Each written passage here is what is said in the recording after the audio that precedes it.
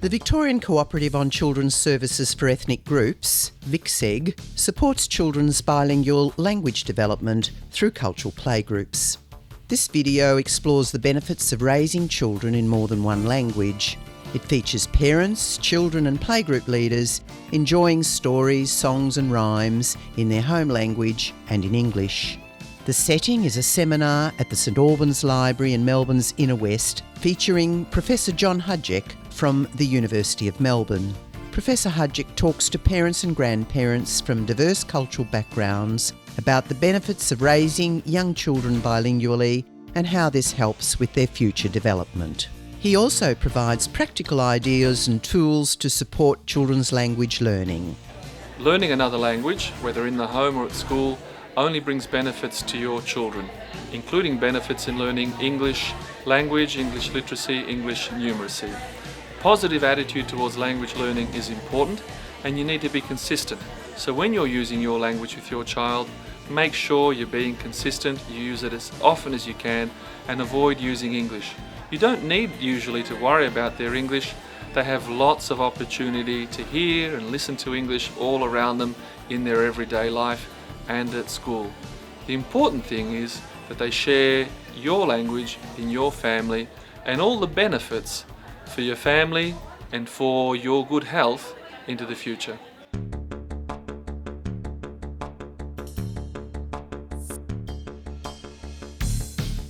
I'm Vietnamese, but we don't speak a lot of Vietnamese at home. But I bring my daughter Vala to Vietnamese playgroup here because she enjoys mingling with the kids who are Vietnamese here, and she learns a lot from the teacher because the teacher reads in Vietnamese. And I think it's important that they need to have a bit of that of their background so they don't lose it. It's actually good for you, it's good for your family, it's good for your children, and it's good for everyone in society if you also keep your language and pass your language on to your children. And we know that people who have more than one language have the ability to have more contact with other people and actually have more positive attitude about other people as well.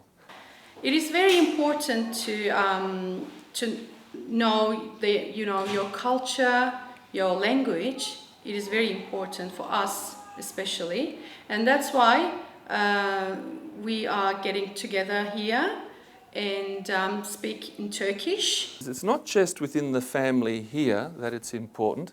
It's also about maintaining links with your family that live in other countries, that might live in Vietnam or might live in South Sudan or might live in Malta or might live in any other country. It's important that your child has the ability to communicate properly with your family wherever they are. I came today with my granddaughter to the playgroup, and I really love it because there is so many language I learned today, like when they're singing a song, what to say hello in Chinese and what to say hello in English and Arabic and Dinka. And I'm from Dinka tribe. I don't think there is anything worse when a child is unable, because they've been told they must speak English. I don't think there's anything worse than a child not being able to communicate to their grandparents or actually even to their own parents. This is not uncommon. Or to their other relatives. That's very sad, and it's not necessary. My daughter's name is Asana. I bring her in Iranian playgroup. I like her to learn English and Persian here, and it's good, and it will improve her English and her Persian too. So it's important to be positive about your language. You also need to speak your language to your child at home all the time, and you need to be consistent. You need to speak your language. The critical thing is that if one of you speaks one language very well, that person use that language and stick to it. It's what we call the one parent, one language principle. When we're at home, my husband constantly speaks in Turkish to my son, and I speak in English. Whenever my son speaks with his dad, he speaks in Turkish. Whenever he speaks with me, he speaks with English. So that's how we know the differences, and he sees the differences of the language as well. And it doesn't matter they make mistakes in one language or they make mistake in 2 languages or 3 languages, it doesn't matter. They always make mistakes. That's normal. You, as their parent, are the first teacher. Your job is to help them understand their mistakes with patience to improve their language. It's important that your child gets the best language input. Okay, and what that means is the best language is your first language. All right, that's the language you know best. That's the language that you have the most words for. That's the language you can use to describe most things, and that's the language you probably pronounce the best. I'm a Vietnamese storyteller. I really enjoy working with children. I read the book for them in Vietnamese and explain for them, the color and like animal names, something like that, and they really enjoy it. What your child needs at home is what we call rich input. They need to hear a lot of language, and they need to hear a lot of good language, and they need to hear a lot of interesting language. And that for us is our first language. And you can use your language to teach your child how to read and write. It's absolutely possible. There are no problems with that. And the benefits are good for English. For me, it's been a very long-term investment because I actually want my children to go as adults. When they're older and they travel on their own, I want them to go and have that experience of being able to communicate in the village.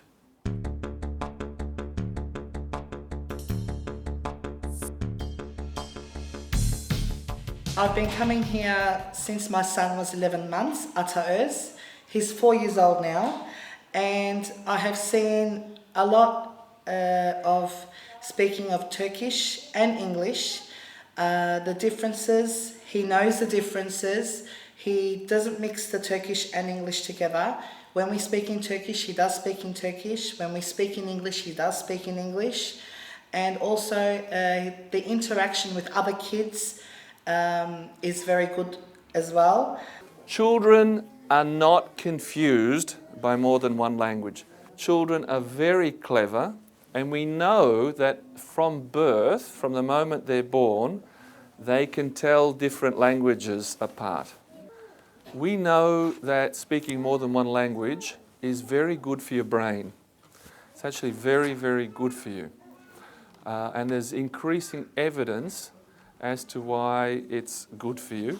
I bought a book with the title 100 Ways to Stop Alzheimer's Disease. One of the chapters is about speaking 2 languages, that it's very good for your brain and it makes you healthier when you're older. We know that when you do x-rays of the brain, that when you speak 2 languages, you're using more parts of your brain. In African playgroup, we're doing the song in English, and then after we do it in our language, Dinka and Arabic, because it keeps our children, remind them our background, they could not forget. They are smart, they have brains, and their brains are learning. Their brains are like sponges. Every child is different, okay? Some children start very early to speak, other children start very late. But there is no connection between being slow and speaking an extra language. We know that children do much better in education when the attitudes are good, when the attitudes are positive. And this is true in all education.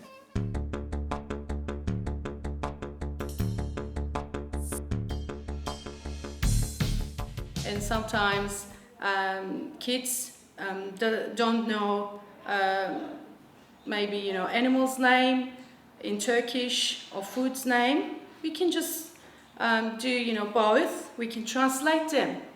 I would encourage you to show your child how your language is written. We know that we write Dinka. We know that we write many of the Myanmar languages, Tetum or Hakka, or character base, or Vietnamese or whatever. All right, they need to know that it's normal You know, look, my language is also written, okay? And you can help support your child learning English by teaching them to read and write in your language as well. Evet, maymun. Maymun ne sever peki? Banana. Bu muz sever değil mi? Muz. Nasıl yiyoruz muzu? Alıyoruz böyle. Açıyoruz. Ondan sonra... çok güzel. You don't have to focus on reading, okay? You focus on the talking and the understanding. So what you do is you take this picture and you talk about everything you see in the picture. You say to the child, what do you think, what is that? I'll give you an example. We're not reading, we're talking. We're talking, we're not reading. Look at this animal. What animal do you think this is? And they may say the wrong word. And you say, oh no, we call this a lion. And then we talk about the lion. What do we call this? What do we call this? What do we call the paws? So already the child is getting lots of words. You're talking backwards and forwards. And then you can ask, what noise does the lion make? All right, and in English we say roars, but in your language it'll be something else. Remember, it's supposed to be fun. When children are little, what is the number one thing children want to do? Play. Yes. When you're a child, you want to play. So you use that to your advantage. Use the fact that children like to play to learn your language. So how do we play in your language? So we might have songs for little children. Teach your children those little songs.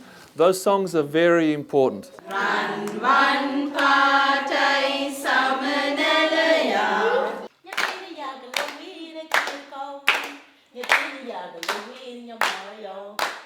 So you have rhymes, all right, you have little poems, you have songs, you have games, but you're playing with language and the child is getting the language and it's being repeated. Repeated, repeated, repeated, repeated. It's important that it gets repeated, but that they're also having fun.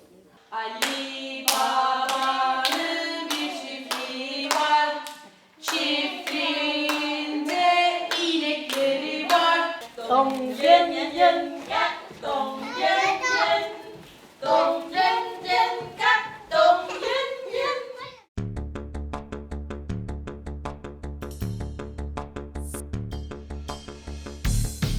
As a training organisation, VICSEG also provides professional development for playgroup leaders and childcare educators to work with bilingual families and their children. This book, Peekaboo, we read this book for 1 or 2 years old, and we ask them like how to make faces, and at the end, if you don't have mirror, you can bring mirror with you, and you ask each child to make face, like a smiley face, sad face, silly face. 1, 2, 3, 4. Hinchi pinchi hawa yaritan vila.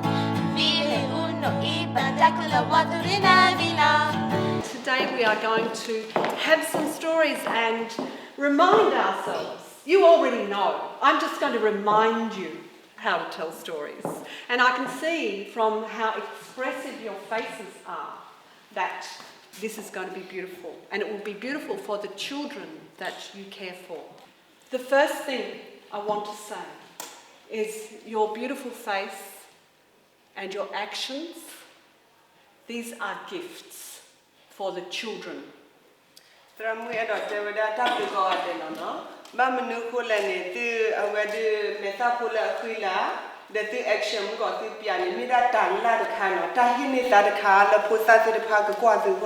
It's always a bit of an unknown when you come to work with a new group, particularly with an interpreter, because sometimes that can chop it up a bit and make it the attention feel very divided. But that was not my experience at all today. I found it was a delight working with Juan. She was familiar with the stories, and I found the women incredibly responsive and ready to participate, and that was a real pleasure because it's always a reciprocal engagement between you and the people that you're telling to, and they were so ready to respond and join in and have a go. It was really a lovely thing to do.